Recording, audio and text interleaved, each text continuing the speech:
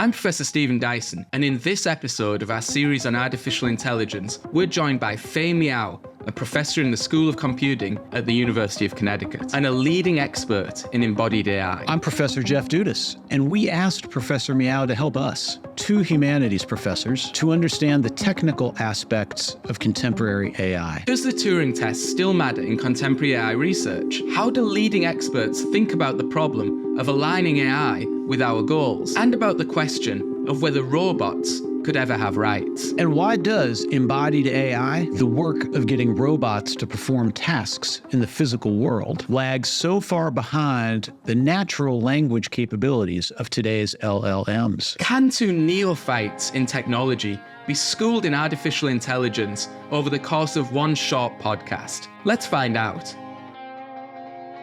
It's the UConn podcast. I'm Professor Stephen Dyson. And I'm Professor Jeff Dudas. And Jeff, we are joined today by a very special guest. We're joined by Fei Miao, who is the Pratt & Whitney Associate Professor in the School of Computing. Welcome to the UConn podcast.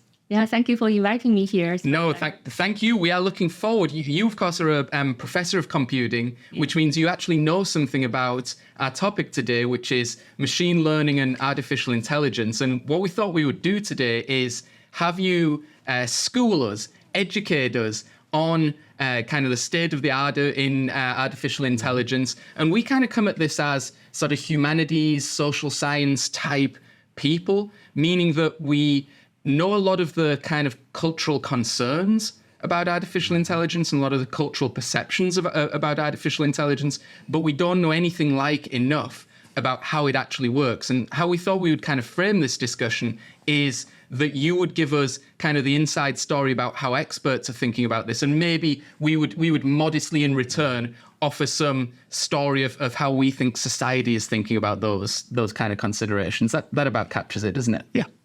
So good. I think we talked about discussing maybe several of the papers in the field that have seemed most interesting to us as humanities scholars, as social scientists, and get your view on how they're seen within the field of computer science. I think we thought at some point we'd do a sort of lightning round where you might define for us some of the key terms in machine learning and artificial intelligence, which are totally bamboozling Jeff. Obviously, I will pretend to be similarly ignorant, even though I have a solid grasp. Yeah. But Jeff represents the common man in this situation. It's important for us to play our roles. Exactly. And then we'd love to talk with you a little bit, if you still have the will, about the research you're doing, which is fascinating in embodied AI and autonomous vehicles and the like.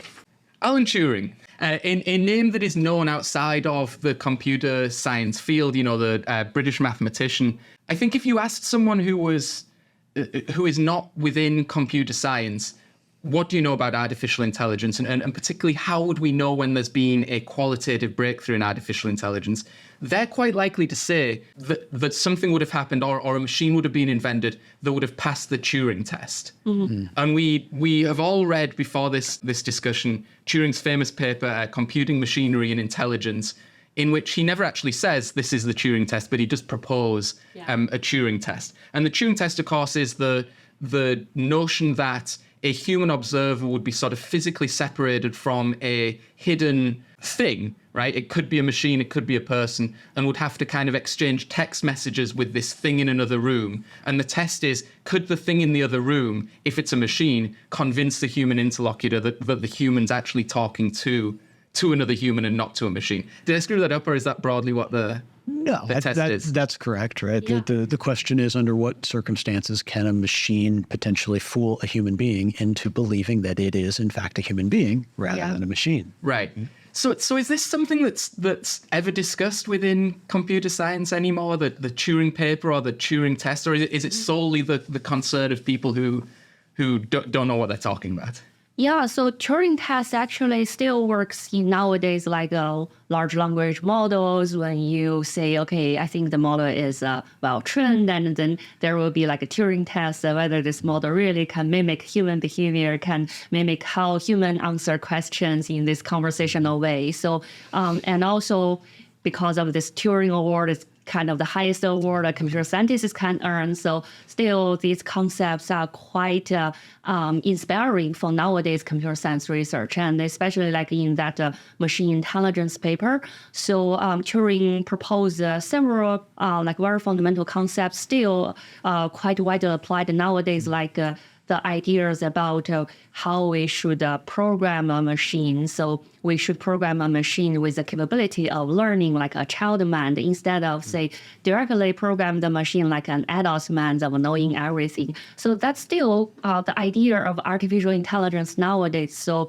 basically, we want to build some models and feed some data to the machine and helps go through the training or the self-learning process. And then finally, the machine can have some human intelligence. So still, it's like the machine has its learning process instead of we just directly tell the machine everything. And also Turing has ideas about, okay, the way machine learns is also very much like a child through the reinforce and through the interaction with the environment process.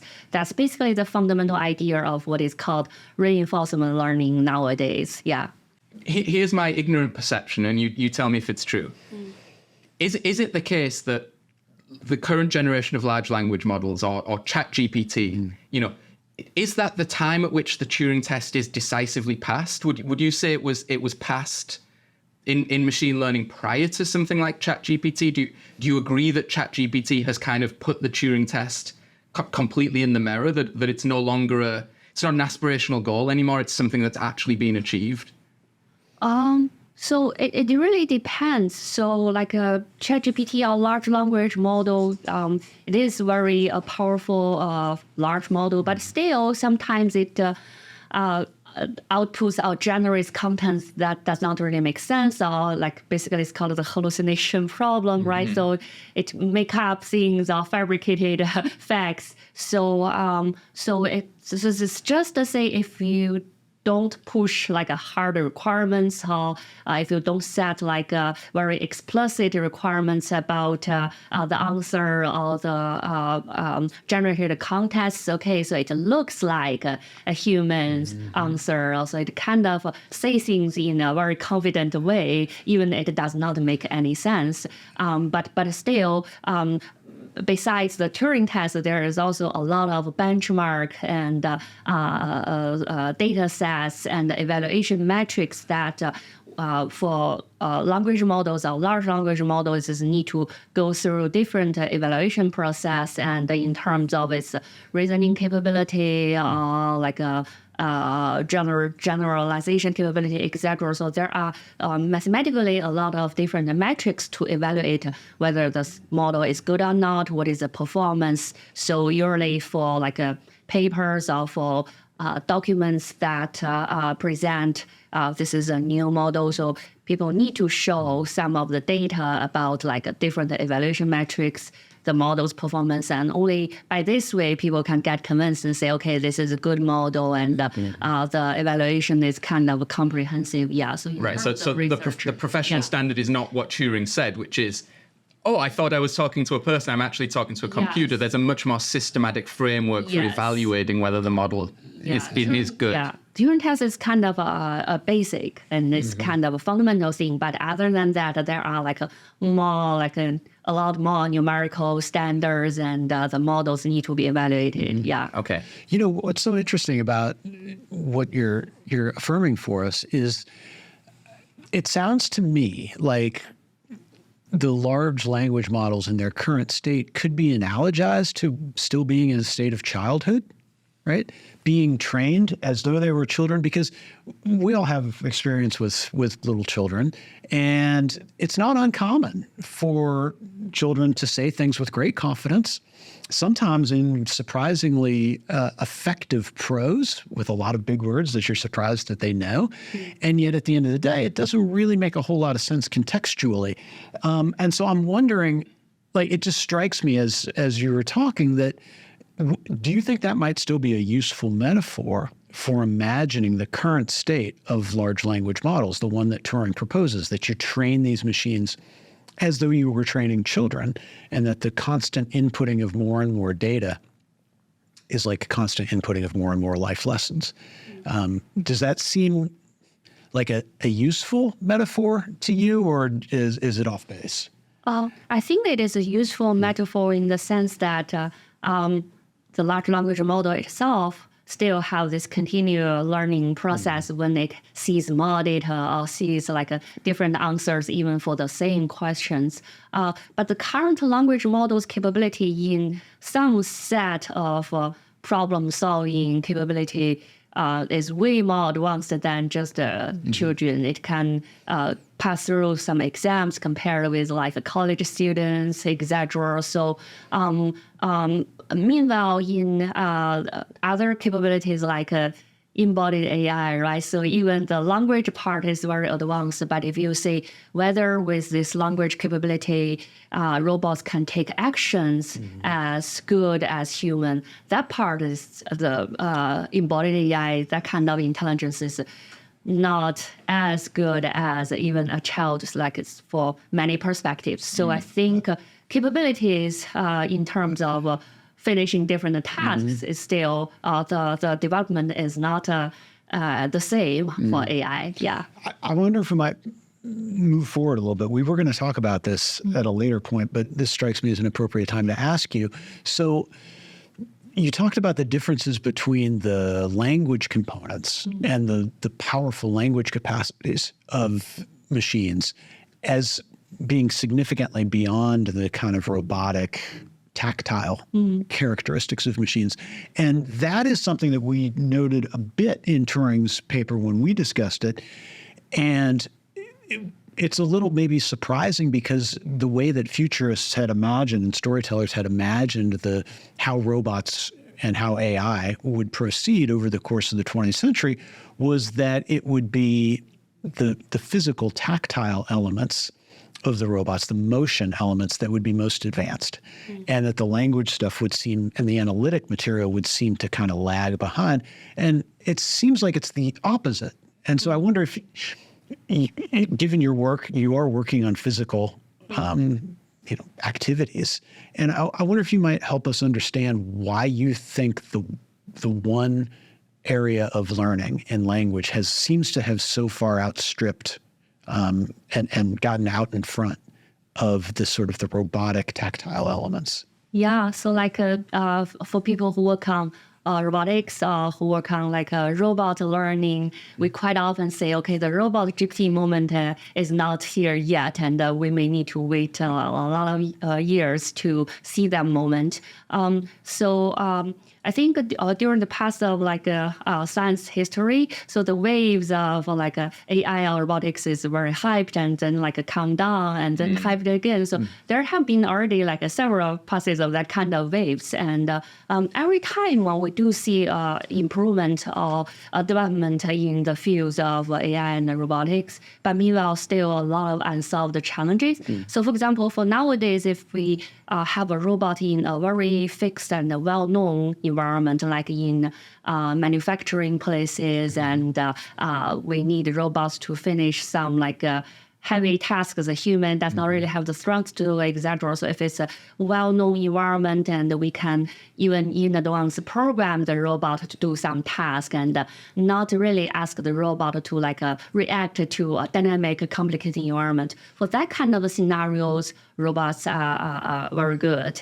But if we say, can an autonomous driving vehicle like a human driver, even when there is some unseen scenarios before, like a road blocked by construction, and then it needs to violate the traffic rule to go through another lane. But meanwhile, basically that is some humans kind of directing people from two directions, both use the same lane like in turn. For that scenarios, can a robot be like very adaptive to this changing environment like a human? So those are questionable. So we see language model already brings a lot of like a generalization capability to no matter like a language task or even for future like robots taking action in this physical intense manner.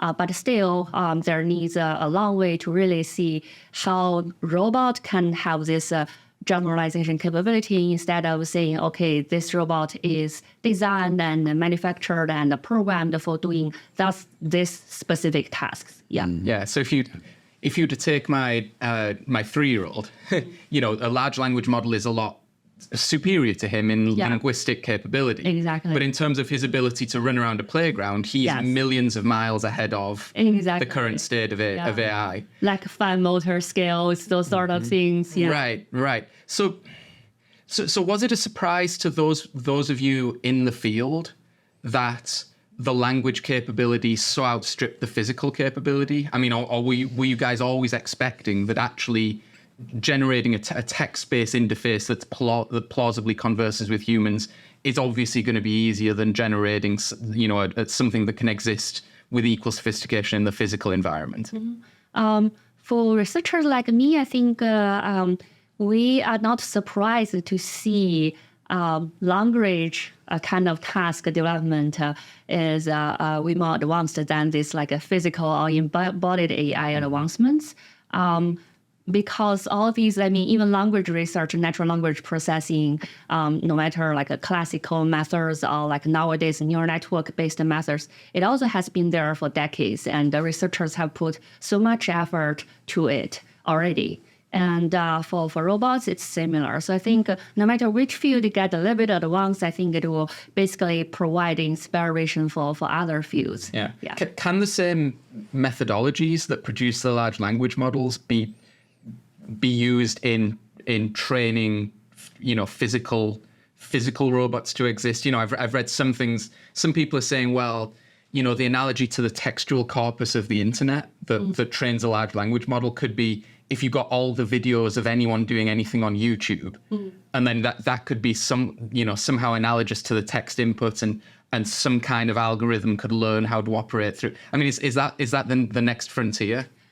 So I think people have been trying different ways. So for example, Google DeepMind has tried to use internet scale data to train robot to do things like just cook and do this cutting and cutting a carrot, for example, whether the robot can achieve that. So still a lot of issues like nowadays language models usually, we are still researching about how to really control the content, right? So to make it reliable, safe answers, and meanwhile really generate the answer people are asking. So that is not easy or straightforward tasks. And still now there is even debate in the research field, like what is the really meaning or definition of safety, right? And how do we define trustworthy, all these things. And in terms of robot physical dynamics part and taking the actions, it's similar. So if you say some word wrong, or if you just play a video game and you lose a life, that's okay. But for robots, then the safety requirements or guarantee, those are like real issues, real problems. So robots shouldn't harm people, right? So how do we define these safety requirements in terms of this physical interaction words and make sure the action or suggestion generated by language model will really direct the robot to take like a safe and correct or reliable action? So still, these are ongoing research topics. Yeah. I think here we're going to move on from the Turing paper, and when we come back, we'll talk about a very provocative paper that argues that robots should be slaves. And we are back with our discussion with Fei Miao, who's an associate professor in the School of Computing at the University of Connecticut. We wanted to talk about a second paper that struck us as non-experts in the field as sort of interesting and provocative, and kind of get your read on it as an expert in the field. And that's Bryson's paper that's, I think, quite provocatively titled, Robots Should Be Slaves. And for people who work in kind of the humanities and the social sciences, that's sort of a provocative framing, because the great fear, and maybe it comes more from kind of movies than reality, but the great fear is that we're going to create some thinking, feeling entity and just have it do, at best menial task, or at worst kind of just treated as disposable property that can be abused and so on and so forth. And I think Bryson's argument is that we're silly, we're just saying as soft-headed idiots, and that actually there's nothing at all provocative or wrong about the notion that robots should be slaves. It is, in fact, the only reasonable position to take. I wonder how it strikes, someone who's an expert in the field of computing.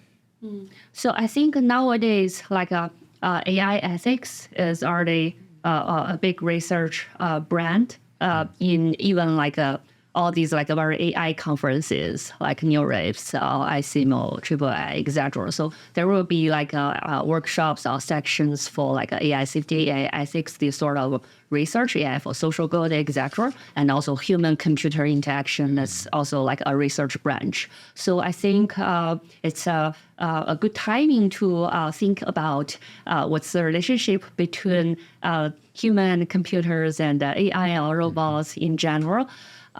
So in terms of that paper, also at the first sight, the word of slave also shocked me a little bit. But when I check the detail, I think the arguments the author wants to make is about we should be responsible for the robots we design, instead of saying if robots do something wrong, it's purely because of the robots, not the people who design it or who manufactured it. From this perspective, I do agree. I think when as scientists we design algorithms or we design the hardware, software, how robots can work, and we really need to put these in mind to say, okay, algorithm-wise, we want to provide a safety guarantee, and theory-wise, and we want to have some rigorous verification about how these robots will work after they become products and they enter people's home and they become autonomous driving, right? So we really need to be responsible for these robots we put in the real world that can interact with human and affect a human. So I think from that perspective, it has its valuable part. Yeah. Bryson's particularly interested in a type of robot, which she calls kind of a companion robot. So these would be embodied AI, right? That is designed to provide kind of solace and comfort for people. And that's been a source of some interest in the humanities, because these are kind of emotional or support roles that are often played, that have always been played by people or animals, which is often taken as the analog to the robot, right? How do you deal with animals, dogs and cats and so forth, domestic pets?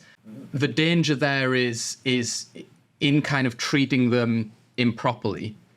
And Bryson seems very confident that this can become problematic because, as she says, robots are owned by us, and they're totally designed by us, and they do what we say, right? That we program them, we program the parameters. Therefore, they're not capable of exceeding those programming or parameters. Therefore, we have to be totally responsible for them. And they can't have any independent kind of moral agency because they're nothing other than tools or extensions of ourselves. This bespeaks a confidence that no artificial intelligence can ever exceed the bounds of its original programming, which is the classic fear in popular culture in the humanities. I mean, do you have that confidence?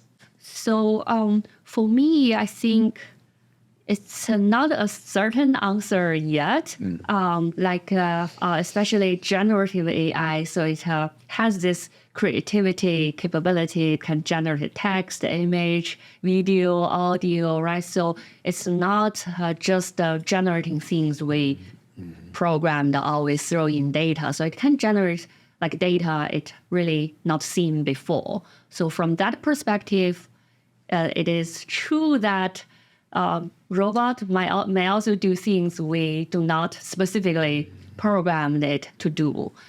So from this research perspective or from technology perspective, I think currently in all these research efforts, we are trying to understand what is a boundary of capability of AI, and meanwhile, how we can make sure they can do some uncertain things, and those uncertain things still satisfy the requirements or rules we want the robot or the AI to behave. Yeah. Okay. I mean, I find that really interesting because it suggests that there's reason to be weary of the kind of confidence that Bryson is projecting, which interestingly would seem to make the possibility of generative AI be something that could kind of connect with longstanding human fears about creating something that outstrips its creator's intentions and develops capacities that are autonomous-like. Because that would be the moral boundary, right? That if something becomes more than its original state and sort of exceeds its programming and is then capable of continuing to exceed its programming, Like a child. well, that's the thing, yeah. How do we square the notion that Turing's model of a child learning is an appropriate model for like artificial intelligence, but we would never speak of a child. We never speak positively of a child being put into a slavery but situation. the goal of the child is to become an autonomous adult. Yeah. Right. Which would suggest that the goal is for the thing to exceed the boundaries of its programming, Right. so to speak, which seems, that puts us in a different, you're right, I think it puts us in a different moral register of concerns than Bryson would suggest. Okay, so we're back with Fei Miao and our discussion of artificial intelligence. I wanted to kind of push you on this notion of robots should be slaves and sort of pick up something we were talking about earlier. You know, you'd agreed with Alan Turing's notion that the right model of learning for artificial intelligence is sort of how a child learns, which sort of, to me anyway, sits a little uneasily with this notion that a robot should be a slave. And I think my intuition is, if artificial intelligence is learning in the way that I understand current large language models to be learning, which is there's a sort of basic algorithm that is trained on, you know, an intense corpus of data and becomes kind of smarter and smarter in recursive ways. That seems to me like that's not something to which the notion of slavery could ever be realistically applied, right? Because the model of learning or the model of thinking is algorithmic and is sort of brute force, incredible amounts of data, incredible amounts of compute. But you couldn't really say there's any autonomy there or consciousness. It's very clever. It might appear to be creative and have some sort of will because of how clever it is and the patterns it perceives. But that's not something that could be said to have moral agency. But a child, you know, doesn't learn in that way, right? Doesn't just learn through brute force algorithms. I mean, there are analogies to human learning, of course, but that's not really what's going on with a child, which is the goal is for the child to become an autonomous person. And so if the model of learning in artificial intelligence is, as Turing suggested, a child's mind becoming an adult, then that sits very uneasily with the notion that robots should be slaves. So I'm wondering how we square those two concepts. I mean, is it just that the large language model or the current model of learning is the only model in town and we really don't need to worry about anything approaching how a human child learns because that's either impossible or hundreds of years in the future? I mean, what's the answer from the expert's perspective here? Yeah, I think whether the language model will reach human level intelligence in the very near future or it's like even hundreds of years in the future, this is also a hot debate in this computer science research field. And I think what you just mentioned is basically points out several distinguishable parts of how this computer AI learns compared with how human child's learning process. And so first, AI needs like a huge amount of data to learn, but usually kids, I mean, they just need several examples and they figure out, okay, how should they do this thing? And also they have a much better creativity and generalizability for different domains or different tasks. But meanwhile, for robots, it sees generalizability in this large language model, but still it's not comparable with kids, with human. So all these are still, I think, challenges for AI models. Like we quite often joke about reinforcement learning needs so many training data, needs so many rounds of interaction with the environment and finally learn something. It's not like kids, like just several demos and kids learns how to grasp things and how to move one object to another, etc. So I think in terms of that, for me, I feel at least at this moment, this all these AI or embodied AI methods or models still not really human level intelligence yet. And from the researcher's perspective, I think we really want to push the boundary and to design models, the algorithms or architecture of neural network models to really make this learning process easier for machines or for AI models in the future. Yeah. So Bryson, I think she's not in favor of robots being slaves. You know, it's a provocative title, but what she actually says is we should never build something that could be enslaved in the way that we understand it. And tell me if this is correct or tell me if this is wrong. But I think at some point, and it might be a long time in the future, two values in the computer science community are going to come into conflict, right? There's Bryson's sort of moral stricture that you shouldn't build something, if we ever get to the point where we could, that you shouldn't build something that's a robot that could be enslaved, you know, that could sort of feel pain or have those kind of capacities where its autonomy could be impinged in a serious moral sense.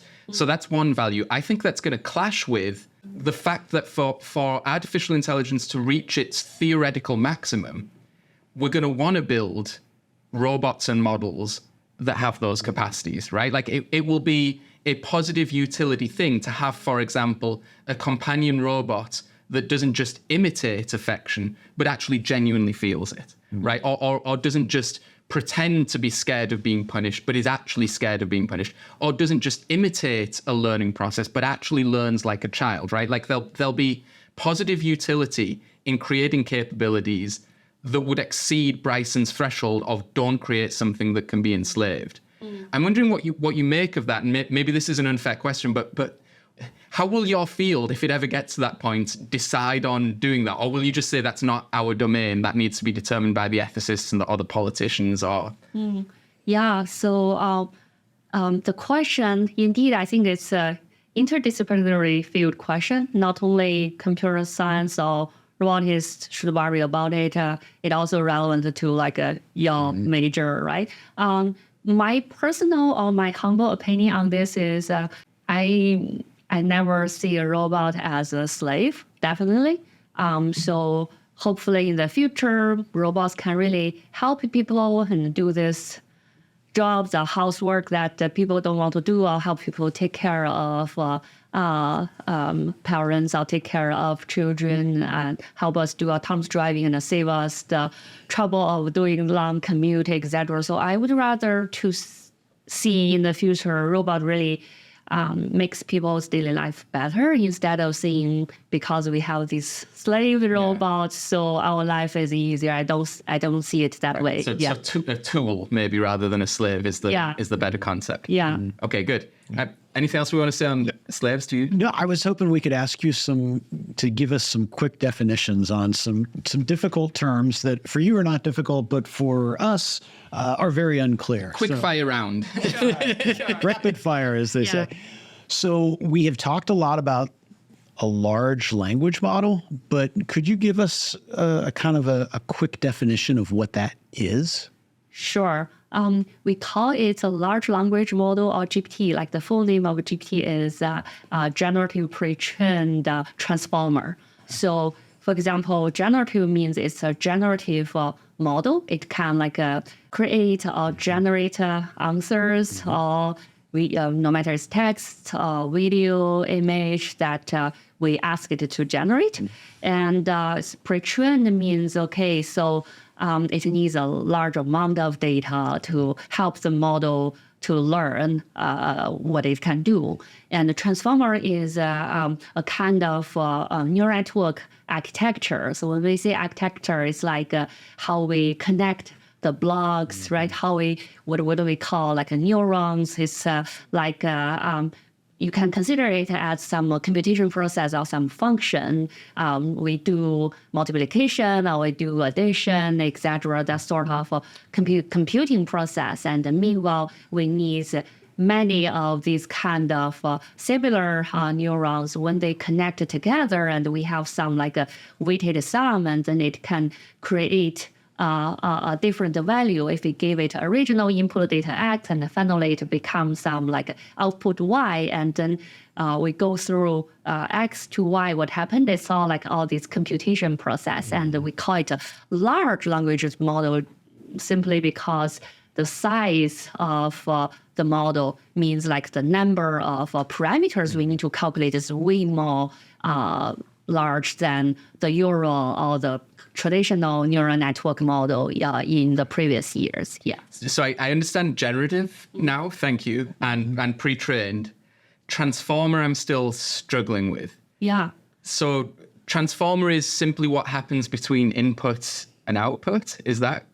Did I get that right, or am I way off base? Yes, you can consider it as something if you input some data and then it can give you some output data. Yeah. So it's each of the connections, if you have input and output and then multi-layers of connections in between, there's a computing process going on from one node to another. Yeah, from one node to another and also between layers. And collectively, that would be called a transformer. Yeah, so of course the name has some specific meanings compared with before. I think the transformer paper was officially accepted by a top AI conference called NeurIPS in 2017. And before that, there are several other architectures that are quite popular in deep learning or neural network research, like what is called RNN, CNN, etc. So transformer is a new architecture compared with the existing neural network architectures, and saying, okay, the big advantage is the computing process can be parallel. So it's a better fit for the hardware, like a GPU architecture, which makes the training process shorter than existing model. So basically, we can use shorter time to get an answer from a deep learning model. Yeah. Okay, so I'm lost again. So I heard you say neural network and deep learning, which are the next two on my idiots list. Sure. These are the next two terms. You're saying that older types of architecture than a transformer architecture? Did I hear that right? Yeah, so we can consider all these architectures are part of neural network family. So they are all different ways we define how the neurons or how the layers process data or feed forward data. So they all belongs to neural network architecture families. And deep learning specifically means we will have many, many layers of neural networks. Like when neural network first invented decades ago, it can be just a shallow neural network. It means only one layer or two layers. And nowadays it's like hundreds of layers, right? Millions of layers, whatever. So what do you mean by a layer? Yeah, a layer means you have like several neurons, and each neuron do, for example, some computation. And then you can do a weighted sum of all these neurons output and then propagate it to the next layer's neuron. Yeah. So it's like if we have a figure of neural network, you will see one layer is like you see all these columns, and then every column you will have like several neurons. So these are like neurons in one layer. Yeah. So is it fair to say then the transformer is a new and specific type of architecture that is specifically much more efficient and capable of processing these deep learning? Yeah, so it is capable specifically in understanding when we want to generate the next data, how we can look at the previous or the input data we have and put attentions on those like important information for getting the output. Yeah, specifically it's good at looking at attentions on these input data. Okay. Yeah. So what is pre-trained? What is the nature of this training? What is happening during the training? Sure. Specifically in large language model, pre-training is what we call unsupervised learning process. Unsupervised learning means like a given set of data, we have no idea which class these data belong to, and that's basically different from supervised learning. Supervised learning is like, okay, here is some examples. And you see this figure, this is a cat. And you see this figure, this is a dog. And all the data, we call it labeled, means it tells you what is the correct answer to matching between X and Y. And then using this labeled data, and you have this supervised learning process. And then now I give you a new image. You tell me this is a cat or a dog. So this is like supervised learning. Oh, so yeah. So it's like I would more use the terms. I wonder if we're thinking of the same term, like deductive and inductive. So deductive sounds like supervised learning, right? You say, here are a number. I'm going to tell you there are a number of things in the world, cats, dogs. I'm then going to give you new images, and your choices are put it in the cat category or the dog category. So this is one variant. Inductive or bottom up, it sounds like that's the unsupervised thing. That's, here is the world. Use your capacities to generate categories from what you see. Yeah, so the data set can be unlabeled. So I have no idea this image is a cat or this image is dog, or maybe in this image there are several different objects, and you need to identify what is underlying features and why these are considered as different objects in this image, etc. So unsupervised learning, basically, we do not have this clear label like what we have in supervised learning, and pre-training need to use a very large amount of these data and finish this unsupervised learning process. Yeah, and the AI kind of goes through almost a correlational. If I see this thing, it usually goes with this thing, and the superordinate concept is this other thing. And is that the multiple layers? It's just building more and more sort of abstract conceptual categories? Sure. So there can be different methods, but we can consider it as with a large neural network model. So if we check what happened after each layer, so there can be categories like, okay, with this part of layer, we finish like this step of understanding the features or extracting features. And with these several layers, we do some other combinations of features or figuring out attention mechanism, etc. So if we want to check in detail what happened in several layers of the neural networks, so there can be some explanation about what is happening in between these large and many layers. Yeah, but still say this explanation is limited. So we, when we design these architectures, we have some rough idea, but then if we want to really go in depth, see why this input map to that output, so that kind of a very explicit explanation, it still needs some longer research. Okay. Yeah. Okay. I think the last term I have, but I'm afraid it's sort of a big one because it's really a paper. As I understand it, there was a paper published, I think by the Google research team called "Attention is All You Need." Yes. That, as I understand it, sort of developed the transformer architecture. Yeah. Which you've explained. But this concept of attention, attention by whom and to what? So in the paper, the attention basically means if you want to get some meaningful output value, how you can do multiplication and addition given the input you have.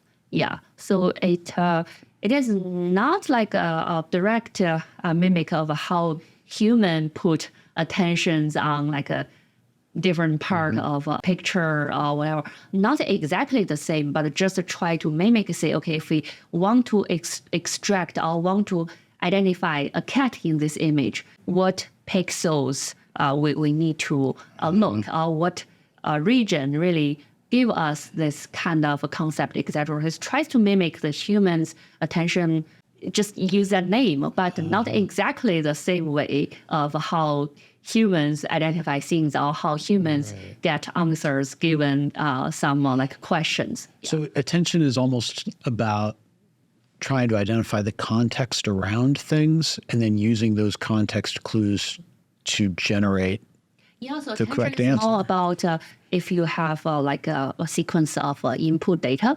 So it can be large amount data, or it can be very high dimensional, whatever. And it can even be like a multimodality, like nowadays. And then basically that neural network, transformer neural network architecture can help us to identify which part of the input data is important, which part might not really relevant to provide the answer or the output we want the model to give us. And then also for those part of important data, how we do this multiplication, addition, and then to finally get the correct answer. Yeah, so attention basically can provide the process of learning. And after the training process, we will get some like a parameters values. It help us to do this calculation process and also help us to pick out important data that maps to the output. Yeah. And as I understand it, this paper, and tell me if this is wrong, but this paper is seen as a fundamental breakthrough that's kind of at the center of, well, it was necessary for ChatGPT as we know it, you know, for this paper and these concepts to exist. So if that's what a large language model does after the advancements in this paper, how is it different than what was being done before? I mean, how is the concept of attention, how does it differ than to the way old style, you know, models used to work? What problem did it solve? Was the AI just not able to look in the right place for the right contextual clues? Is that it? So before transformer model, there are also other architectures and trying to solve, for example, translation tasks, natural language processing tasks. But the computation process is different, or it needs like a sequential processing the input data. But transformer allows like a parallel computing. Then you can put the computing task on like a many GPUs, and then it can help you to do the training process faster. Oh, and this solves it. This wasn't on my list, but it actually is a point of curiosity. As I understand it, the sort of physical chips that are necessary for contemporary cutting edge artificial intelligence I think GPU is graphics processing unit. And I always thought a graphics processing unit in my computer would be to play games or show me images. So why is that type of chip particularly suited to this type of architecture? So first, the GPU, when it is widely applied, it's indeed like great for this graphical tasks and for playing games. And it's then later with the development of the algorithms and the scientists figure out, okay, architecture-wise, we can make the training process of the computing process of a neural network more efficient. And then it allows us for getting like a very large model, right? So large language model is like a huge transformer architecture. And if we don't have this kind of like putting many GPUs for doing the computation at the same time, then it can maybe take us years to train a good model. But now if it can do parallel computing and OpenAI NVIDIA, they can put like even like millions levels of GPU to do this pre-training process, and then we can see, okay, new model within 1 month or within several weeks. So basically, with a good architecture that can do parallel computing is very helpful for train a very large model. And basically what is called a scaling law in computer science is like, even it's the same transformer architecture, but if you make the models like neural numbers a lot and the layers a lot from like just 1 million parameter level to like 10 billion, 1 billion parameter level. And the model will gives you like a incredible improvement on a lot of tasks. Like a scaling law, it also needs the support of a parallel computing model and of course all these GPU hardware as a foundation. Yeah. Okay. Jeff, they said it couldn't be done, but Fei Miao has successfully schooled humanities people in understanding basic concepts in artificial intelligence. So it's a miracle. So we are back with our discussion with Professor Fei Miao about artificial intelligence, and it's really amazing to get an expert's perspective on these topics. We wanted to ask you, Professor Miao, do computer scientists pay attention to how artificial intelligence is depicted in popular culture? I think so. And actually, a lot of computer scientists are very active on social media to output not only research results, but also opinions about all these like debates and the questions about AI in general. Yeah. Okay, so is you guys watch like science fiction and say, I mean, what do you say? Like that's crazy, or that's an interesting thought experiment, or do people take like real ideas from here's Star Trek, and I wonder if we could really do that in the lab. What's the nature of the? Yeah, I think sometimes we do find interesting thoughts from science fictions. But meanwhile, in terms of research, we always want to be rigorous. Like we want to really define what does it mean in math and how we can really put that kind of mathematical process in this model's training and the learning process, etc. Yeah. Do you have a favorite movie or TV show or example of a popular culture exploration of AI? Yeah, so I think, for example, Star Wars, that kind of like when we are like little kids and we watch that for fun, and all these Halloweens, we still see a lot of these figures appear, and also movies like I, Robot will put hard questions on scientists to think about, okay, how we can really design robots in the future, etc. Yeah. It's really interesting. I almost made a Star Wars connection earlier when we were talking about how a child learns. And my little boy, he's really into Star Wars. I don't know if your boy is as well. But I got him the other day a little figure of the stormtroopers, kind of the ones that are dressed in white, that are the kind of military guys in Star Wars. And it was a little Lego figure, and it had the guy in the Lego store who turns out to be your friend told me it's kind of custom made, like it had a special painting and so forth, and no one else had this particular model. So I said to my boy, this is a new stormtrooper for you. He's unique. Only you have him. He's unique. And my boy took that to mean his name is unique, not the concept of him being distinguished, completely different from everything else. And I thought, that makes total sense. That's how a child learns, right? He's unique. It'd be the same thing as saying like he's David, she's, ChatGPT would never make that mistake.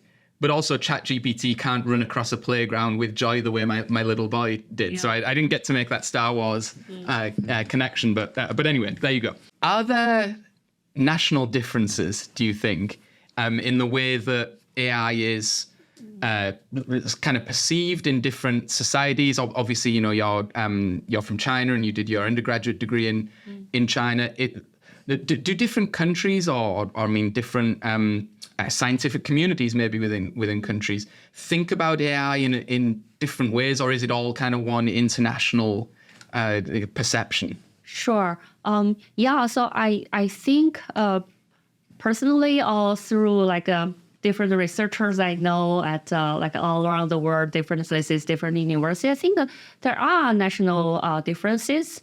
And also according to, for example, in terms of research papers or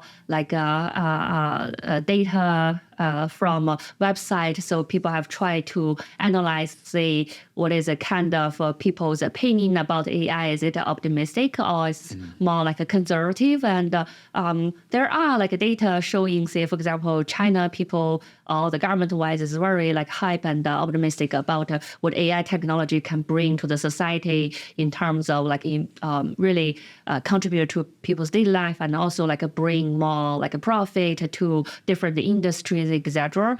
And maybe US is kind of in the middle, and Europe is more a conservative, also in terms of putting regulations on all these AI algorithms, etc. And also say the attitude we treat about data is different. So it's very interesting that people talk a lot about all these models or methods transformers, this kind of new architectures. But actually in getting nowadays powerful GPT model, data is very important. So for a lot of tech companies, they can publish their algorithms and the model architectures, but they won't release their data. So data is very important to get a good model performance, and how you do this data preparation during pre-training, during fine-tuning, that will directly affect the model's performance. And for the data part, also different countries or different nations have different regulations, and some countries are more sensitive on this privacy issues, and some countries might be more open-minded on that part, etc. Yeah, so we do see different rules and laws. Yeah. And I wanted to ask you, finally, before we talk about your own fascinating research in this area, I wanted to ask you about a concept that is kind of often in the news, maybe outside of computer science, and whether it sort of is a key concern in your field, and that's the notion of the alignment problem. And as I understand the alignment problem, this is the fear that people have that artificial intelligence, particularly as it becomes more capable, has to be programmed with a certain set of kind of instructions and rules and sort of boundaries, but that at some point of its capability, it's going to be able to exceed those boundaries or exceed its original programming.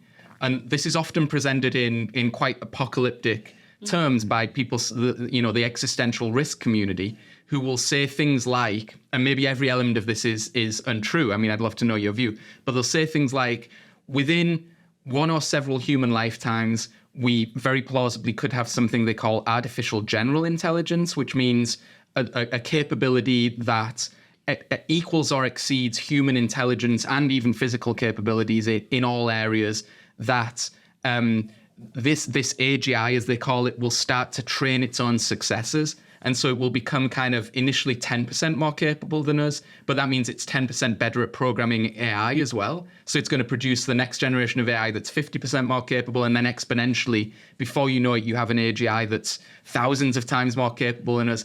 At which point, whatever we said to it initially that it should do or not do, however we tried to align it with our values, it'll have its own judgment on the wisdom or lack of wisdom of our values. And just because it's so capable, there's not going to be an off switch anymore, right? So in its most apocalyptic form, the reasoning is any sufficiently intelligent AGI will see us as completely dispensable because we just take up resources and we're kind of silly, and we'll be able to squash us like an ant beneath a boot. And I mean, do people worry about this? Is this just a crazy sci-fi concept? Is this something that's ever discussed in the contemporary field? Yeah, so in computer science research, alignment is definitely one big challenge. We are trying to solve now for all these, for example, large language models or like foundation models, large vision language models, whatever. So at least for now, technology-wise, we do not really reach the AGI level yet. And the researchers really want to work towards that. So how to really make the artificial intelligence kind of like a general to different domains, different fields. So we really want to improve the technology or the science research side. And for the issue of if once we reach the AGI level, what will happen? Maybe that's not a research question in CS field, but indeed, like CS researchers also have debate or different opinions on this kind of topic. Say, if we really reach AGI, would that be a threat to human beings, really, right? So I think people have different opinions on that. But at least for now, technology-wise or methodology-wise, we really want to we want to help the AI model really generalizable to like different domains. And second, for alignment, we really want to define clearly what does human beings' intention really, how we can put that part in the process of training the model or even fine-tune the model, say, to make sure this large model is aligned with humans' intention or with humans' preference, etc. But it can be a very difficult question, even in technology-wise. Like human beings, we are also like very diverse. We have different opinions on different things, and we have different objectives, right? So when we talk about the AI model should be well aligned with humans' preference. Whose preference? Which groups of people's preference? How do we deal with these very diverse opinions, diverse objectives? So that part, mathematically, it's not easy to define and not easy to really make sure the model we trained follows these alignment requirements. Yeah, so methodology-wise, it's still a very hot research topic. Yeah. Okay, great. Yeah.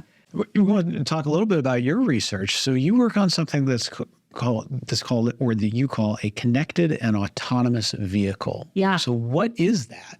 Yeah. So I mean, autonomous vehicle kind of easier to understand. But connected autonomous vehicle means instead of every vehicle just focus on its own action, its own perception, meanwhile, it also needs to consider in this like a traffic network level how to behave when there is interaction between the robot itself and also with other robots. And in the environment, there will also be human beings like pedestrians, people who ride bikes. So there are human drivers in this mixed traffic environment. So basically, that's one kind of domain or one type of robot my research have been focusing on. And in terms of methodology part, our group mainly works on reinforcement learning, specifically multi-agent reinforcement learning, in the sense that every agent or every robot needs to interact with other robots in the environment and also like humans in the environment. And we also work a lot on like computer vision part, specifically uncertainty quantification for computer vision tasks. So nowadays, we have like a camera input, and it can basically tell the robot in this environment what is your position and what is other agent's position. And it can also predict to see in the future where the other robots want to move. So it's like doing the trajectory prediction. However, all these predictions have errors. And these errors on the prediction of the environment or understanding of environment will affect how the robot take actions, right? So if I don't have a good idea about the distance between me and the car in front of me, then there might be an accident or crash. So we need to put some safety buffer or robustness buffer. Even our perception model part has error. So that's why we work on like a uncertainty quantification on these computer vision tasks. And then hopefully we can add another layer of safety guarantee to the actions that robot will take in the future. And is randomness, I imagine that randomness, random behavior from other actors is kind of the major source or one of the major sources of error. Yeah. So are you able to program for that? Yes. So when we consider robots or agents' interaction with the other robots or with the environment, we need to consider the randomness in the environment. So it is a dynamic environment, so it's not like just a fix there. So we definitely need to consider the randomness. And the error can come from other resources. So for example, even the prediction model or perception model itself, it can has its limitation. Maybe during training, it doesn't see enough many behavior or enough many trajectory types from the surrounding robots or from the environment. So it cannot really give very accurate predictions, right? So basically the model itself also has limitations. And meanwhile, if we consider behavior of the other agents or actions of the other agents in the environment, and it creates another level of difficulty on a single robot to make decisions. Yeah. From a research perspective, these are all the challenges we need to consider in this multi-robot environment. Is the learning model anything like the large language model, or is it a totally different style of kind of training and etc.? So currently, how to utilize large language models capability in different kinds of robotics research is a very hot topic. So for research, we have been working on in our group with my PhD students. We have different types of neural network model to deal with. So we can have like a very small scale neural network compared with large language model, because we need to consider the robot's capability. It only has limited computing power on board. It's not like a large server, right? It needs to move. So it has limited computing power on board. So we cannot really put a very large model on board, like moving with a small robot. So that is one constraint, say, definitely for now, we still need to consider relatively small scale neural network model compared with large language models. But meanwhile, we can utilize large language model in our training process when we train the neural network policies the robot needs on servers. And then later we can just deploy this well-trained model, tells the robot, okay, now here is a well-trained policy. We can use this. Now you can run and you can interact with the environment. Through the training process, we can definitely leverage the large language model's capability, like utilize it as a teacher or as a verifier or as a monitoring, etc. Different ways of leveraging its capability.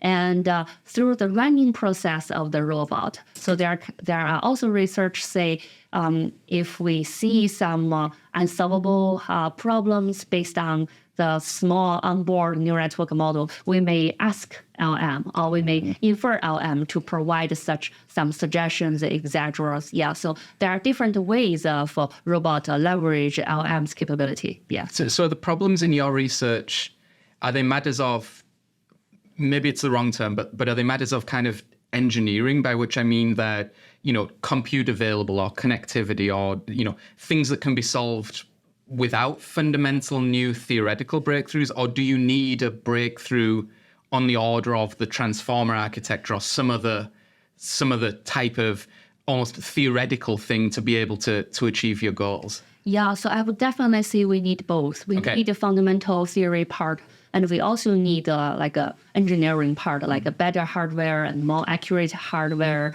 executions that definitely helps to really improve a robot's capability. So in terms of research, our group, we also work on theories. So for example, some of my recent theory contribution is about traditionally in this multi-agent reinforcement learning setting, usually people just assume, say, okay, what is input as the state information is basically accurate.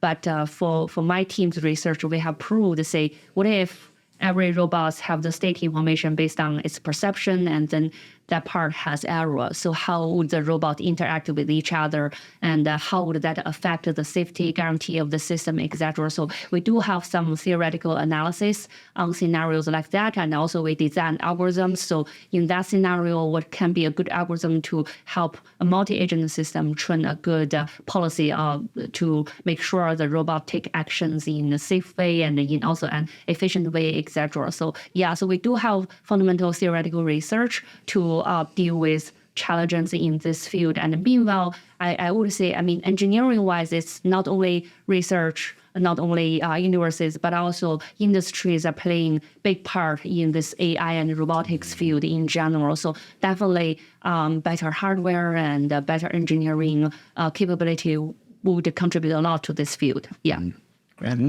Perfect. Well, Professor Miao, you've done sterling service today in helping us work our way with our limited non-AGI minds through this fascinating topic, and we just want to thank you so much for sharing your expertise and your time with us today. So thank you.